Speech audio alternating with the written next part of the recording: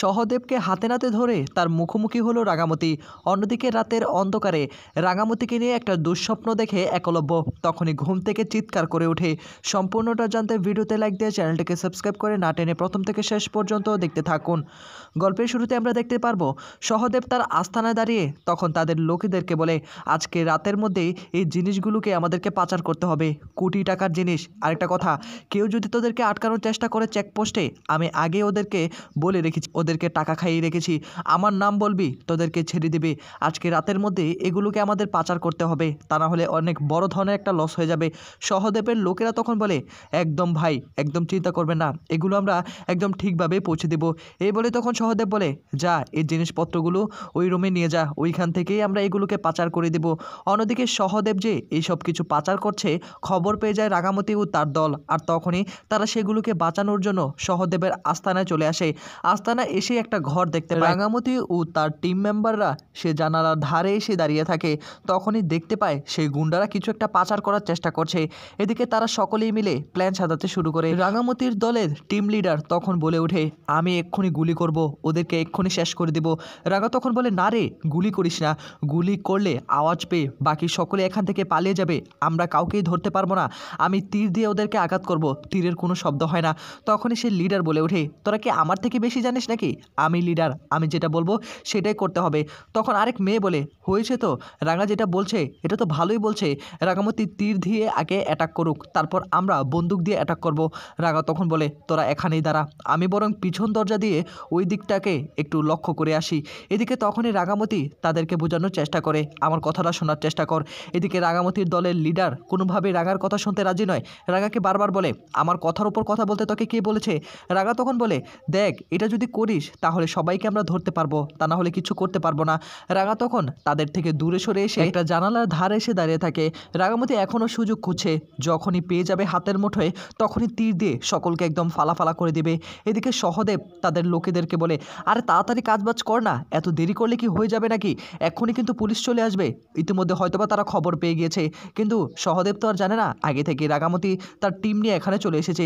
এদিকে সহদেবের কথা মতো তার দলের লোকেরা সকলে কাজ বাজে প্রস্তুত হয়ে পড়ে। এদিকে তখনই মাল টানার পথেই হঠাৎ করে রাঙামতি টার্গেট করে, এই দুজনকে আগে তীর দিয়ে শেষ করে দেবে। এদিকে রাঙামতি তার তীর ধনুক বের করে আর তখনই জানালা দিয়ে মারার চেষ্টা করে। এক পর্যায়ে রাঙামতি দেখতে পায় আসলেই হাতির দাঁতগুলো পাচার করছিল। তখনই রাঙামতির সন্দেহ হয় এটা হলো সহদেবের কাজ। রাঙামতি অন্য কোথাও না তাকিয়ে তখন দুই লোকের পায়ের মধ্যে তীর নিক্ষেপ করে দেয়, আর তখনই যারা চিৎকার করে ওঠে। অন্যদিকে সহদেব তাদের দলের লোকেদের চিৎকার শুনে তখন বলে, ব্যাপার, চিৎকার করলো কেন? যা তো একটু দেখে আসতো। সহদেবের লোকেরা বলে, আচ্ছা আমরা তাহলে যাচ্ছি, আপনি একটু সাবধানে থাকবেন। এদিকে সহদেব তো একটু ভয় পেতে থাকে, তখনই পিস্তল বের করে ফেলে, অ্যাটাক হয়েছে, নিশ্চয়ই পুলিশ এসে ঘিরে ফেলেছে। সহদেবের লোকেরা যখনই আবার ভেতরে প্রবেশ করার চেষ্টা করে, রাঙামতি সে দুজনকেও তীর দিয়ে শেষ করে দেয়। তখনই সহদেব চিন্তার মধ্যে পড়ে যায়, এখন আমি কি করব? এতগুলো টাকার মাল, আমাকে একাই কিছু একটা করতে হবে। দরজা বন্ধ করে দেয় সহদেব, যাতে করে কোনোভাবেই ধরা না পড়ে। সহদেব ভাবতে থাকে, পিছন দরজা দিয়ে আমাকে এইগুলো নিয়ে বের হতে হবে। এদিকে রাঙা তখন বলে, তাড়াতাড়ি আয়, আমি অ্যাটাক করে দিয়েছি, তোরা এই গুন্ডাদেরকে ধর, আমি ওই পিছন দরজা দিয়ে যাচ্ছি। এই বলে তখন রাঙামতি পিছন দরজার সামনে এসে দাঁড়িয়ে থাকে। সহদেব তখন সে সমস্ত মালগুলো নিয়ে পিছন দরজা দিয়ে বের হতে যাবে, কিন্তু এর আগেই রাঙামতি সহদেবের মুখোমুখি হয়ে পড়ে। অন্যদিকে ফরেস্ট ফাইটারের দলের লিডার ও অন্যান্য সদস্যরা বাকি গুন্ডাদেরকে ধরে ফেলে। সহদেব তো ভাবতে থাকে, এতগুলো টাকার জিনিস কোনোভাবেই নষ্ট হতে দেওয়া যাবে না, কে বা কারা অ্যাটাক করেছে সেটা আমাকে আগে খুঁজে বের করতে হবে, তা না হলে আমি কিচ্ছু করতে পারবো না। আমার পিছনে লেগেছে, শেষ করে দিব, একদম একদম ছাড়খাড় করে দেব।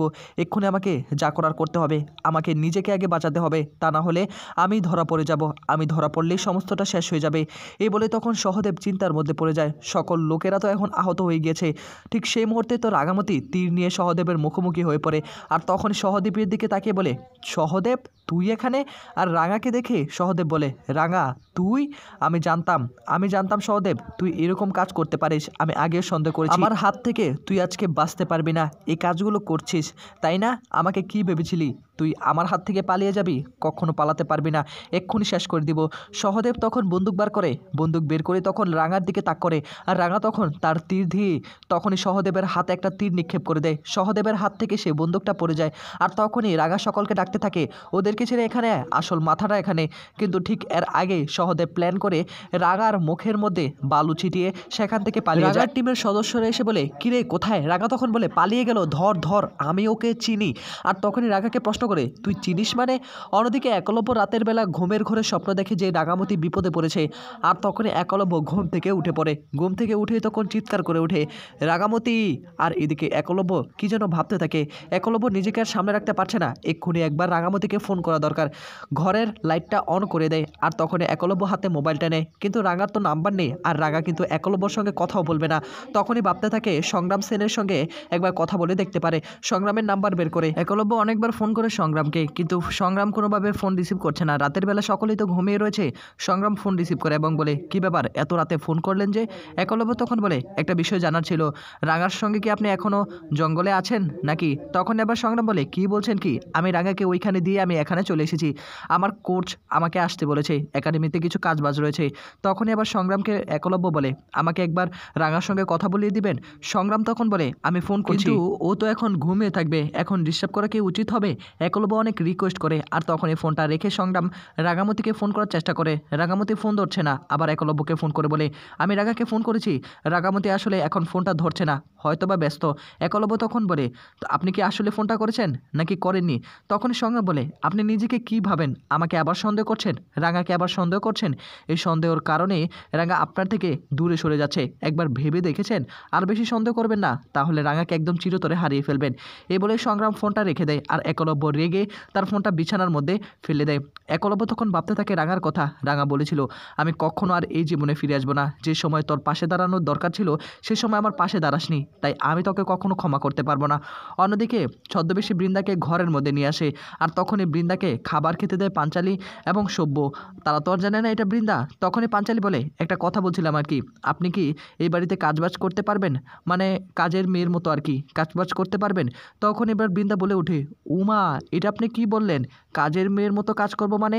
এ বলে তখন বৃন্দা ভীষণই খুশি হয়ে যায়। খুশি হয়ে তখন পাঞ্চালীকে প্রণাম করতে যায়। পাঞ্চালী তখন বলে, এসব আপনি কি করছেন? এভাবে হুটহাট করে আমার পায়ের নিচে এসে হাত দিবেন না। সভ্য তখন বলে, আপনি হাত দিচ্ছেন কেন? আপনি কাজ করবেন না? দেখুন, কাজের মেয়ে বলতে ওইরকমভাবে আমরা মিন করিনি, মানে বলতে চাচ্ছিলাম আর কি, আমাদের বাড়িতে তো একটা কাজের মেয়ে লাগবে, আপনি টুকটাক কাজ বাজ করবেন, আপনার কি স্যালারি দেওয়া হবে, সেই হিসাবে কাজটুকু করতে পারেন। এদিকে বৃন্দা তো মনে মনে এটাই চাইতো যে এই বাড়িতে থেকেই এই বাড়িটাকে একদম ছাড়খাড় করে দেবে। বৃন্দা মহা খুশি হয়ে যায়। বৃন্দা তখন আবার সভ্যর পায়ের নিচে এসে তাকে প্রণাম করতে শুরু করে। সভ্য তখন বলে, এভাবে প্রণাম করবেন না। তখনই বৃন্দা বলে, আপনারা কি আসলে আমাকে চাকরি দিবেন? আমি আসলে খুব খুশি হব, আমাকে টাকা দিতে হবে না, শুধু দুবেলা আমাকে খেতে দিলেই হয়ে যাবে, আমি আর কিচ্ছু চাই না। তখনই পাঞ্চালী বলে, হয়েছে, আপনি এখন খাবারটা খেয়ে ঘুমিয়ে পড়ুন, কাল সকালে আমি আপনাকে দেখিয়ে দিব আপনি কি কি কাজ করবেন, আপনার কি কি কাজবাজ রয়েছে। এখন তাহলে আমি আসি। বৃন্দাকে খাবার খেতে দিয়ে তখন সেখান থেকে চলে যায় পাঞ্চালী। সভ্য সেখান থেকে চলে যাচ্ছিল, হঠাৎ করে সভ্য আবার পিছন ফিরে তাকায়। পিছন ফিরে তাকিয়ে তখন আবার ছদ্মবেশী বৃন্দার কাছে এসে বসে পড়ে। বসে তখন তাকে বোঝানোর চেষ্টা করে, দেখুন, আপনার স্বামী যেহেতু আপনাকে ছেড়ে দিয়েছে, এরকম স্বামীর ঘর করা একদম উচিত হবে না, আপনি বরং নতুন করে শুরু করুন। কারোর জন্য তো আর কারো জীবন থেমে থাকে না, দেখুন না আমার জীবনটাই তো, আমি তো আর থেমে থাকিনি। অন্যদিকে দেখা যাবে যে সহদেবের লোকেদের কাছ থেকে তথ্য আদায় করার চেষ্টা করছে। বল, তোদেরকে এখানে কে আসতে বলেছে, এগুলো কোথায় পাচার করবি? সে গুন্ডারা চুপ করে দাঁড়িয়ে থাকে। এদিকে রাঙামাটির দলের মেয়েগুলো কথা বলতে থাকে, আমাদেরকে এক্ষুনি একবার স্যারকে ফোন করে সবটা জানাতে হবে, আমাদেরকে এই পণ্যগুলোকে সেফ জায়গায় নিয়ে যেতে হবে, তা না হলে তারা আবারও এগুলোকে পাচার করবে, আমাদেরকে ইমিডিয়েটলি এখান থেকে নিয়ে যেতে হবে, তা না হলে ওদের বস তো এখান থেকে পালিয়েছে, আরও গুন্ডা আমাদেরকে অ্যাটাক করতে পারে। তখনই দলের লিডার বলে ওঠে, আমি তাহলে এক্ষুনি ফোন করছি। তখনই রাঙা বলে, হ্যাঁ এক্ষুনি ফোন কর, রাতের মধ্যে এগুলোকে আমাদেরকে অন্য জায়গায় সরিয়ে ফেলতে হবে। আবার লিডার কথা উল্টিয়ে ফেলে এবং বলে, না এগুলো সকালে নেওয়া যাবে, এখন আমি কিচ্ছু করতে পারবো না, আমি এখন ফোন করে স্যারকে জানিয়ে দিচ্ছি যে আমরা গুন্ডাদেরকে ধরেছি। রাঙা তখন বলে, তুই তো এখন বললি যে রাতের মধ্যে এগুলোকে নিয়ে যেতে হবে। তখনই দলের লিডার বলে, আমার কথার ওপর কোনো কথা বলিস না, আমি স্যারকে ফোন করে জানিয়ে দিচ্ছি, কাল সকালে আমরা এগুলোকে এখান থেকে সরিয়ে ফেলবো। এই বলে তখন তার লিডার ফোনটা হাতে নিয়ে তখন দলের সেই ক্যাপ্টেনকে ফোন করতে থাকে। তো বন্ধুরা, এই ছিল আপডেট।